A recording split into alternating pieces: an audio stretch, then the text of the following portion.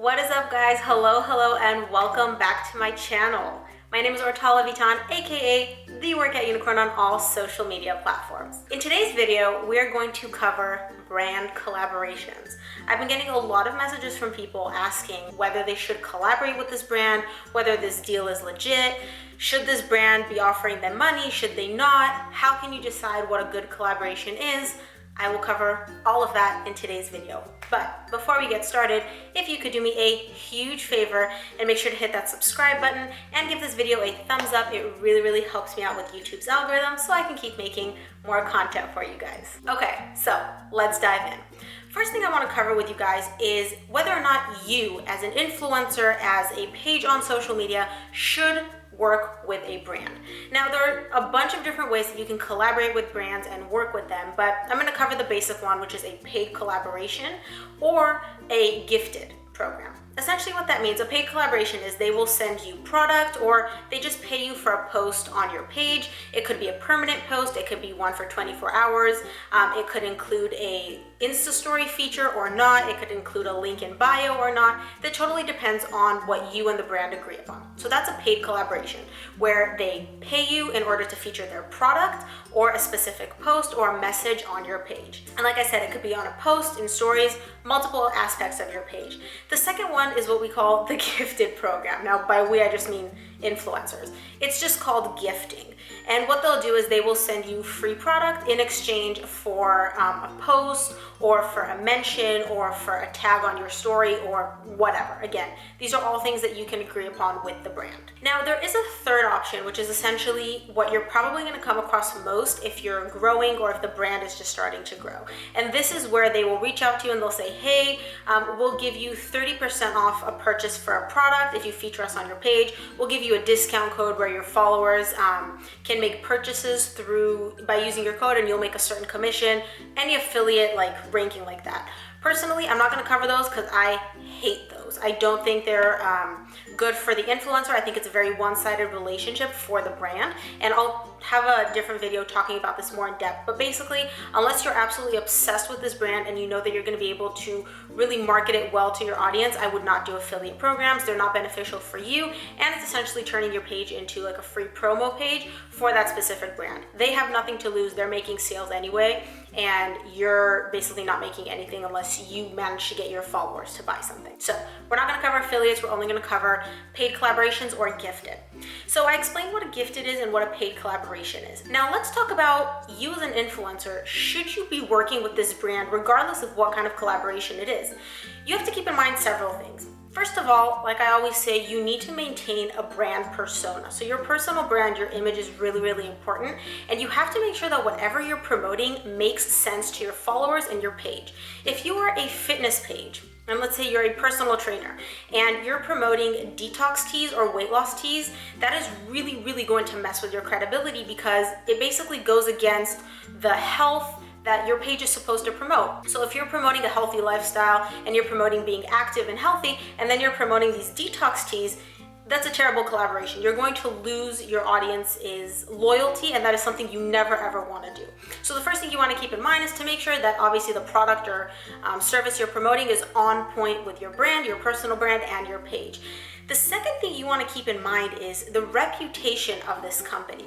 So the second you start promoting something, especially if you're a larger page or a smaller page, whatever, your audience is going to associate that brand with you. So let's say there is a really shady supplement brand. I'm not going to name any names, but in the fitness industry, there are some supplement brands which are known to be really shady. And if you are a fitness influencer or you are a personal trainer and this brand reaches out to you and they're like, hey, we want to bring you on as a sponsor, or we want to pay you, $1,000 for a post with an Insta story to feature our product on your page.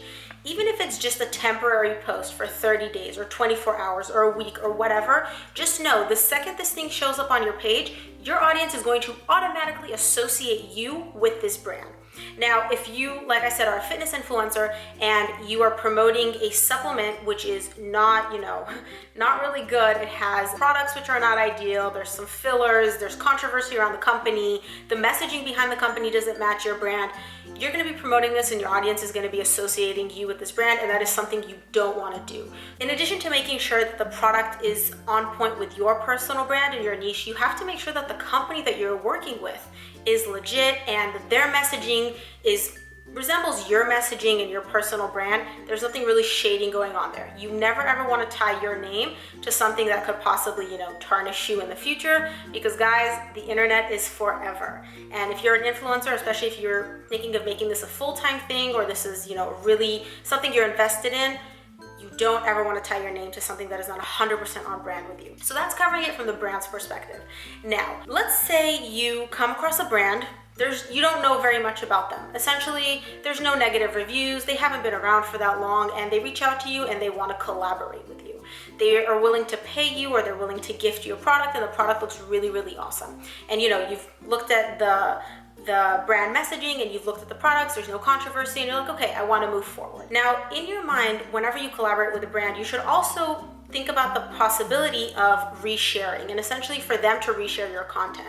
So if you're going to be creating high quality content, ideally you want them to reshare it on their page, and you want to make sure that you're going to get access to their audience. Since you're already tying your name to this brand through this post, you want to make sure that you can kind of get some of their audience members to become followers on your page.